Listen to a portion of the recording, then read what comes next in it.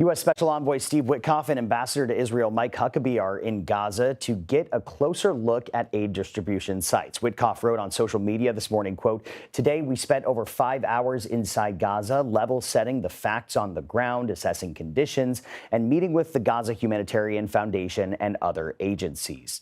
The Gaza Humanitarian Foundation, or GHF, is supported by the U.S. and Israeli governments. It says it has delivered more than 100 million meals, but at the same time, the UN Human Rights Office says more than 1,000 Palestinians have been killed by Israeli gunfire near GHF aid sites since May. CBS News national security contributor Sam Vinograd joins us now. Sam, good to have you on. So what is the humanitarian situation in Gaza right now? Get us up to speed.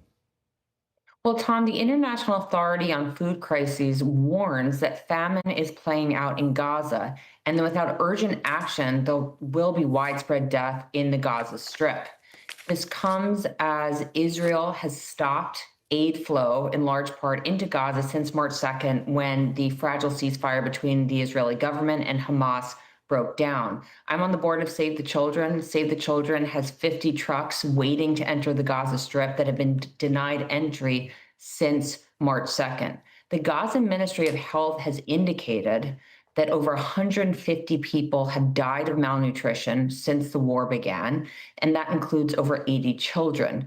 Now, in response to the warning by this International Authority on Food Crises and very public scrutiny over the last week of the situation in Gaza, the Israeli government did take certain steps to allow more aid in, including pauses in fighting to allow for aid to move and airdrops of aid into the territory.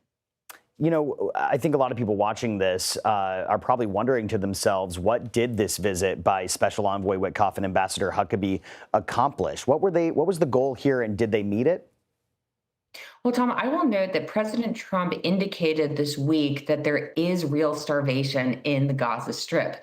There has been widespread concern by the Israeli government, as well as certain U.S. officials, that aid flows into Gaza by UN-backed international organizations and aid groups has been looted by Hamas. And that's why the Israeli government has said that they stopped these aid flows in large part since March 2nd and instead shifted to a military coordination mechanism for aid. President Trump this week said that he would look at a new assistance plan, a new means of getting aid into the territory. And so Steve Witkoff going with Ambassador Huckabee on Friday was a means of assessing how to increase aid flow into the territory.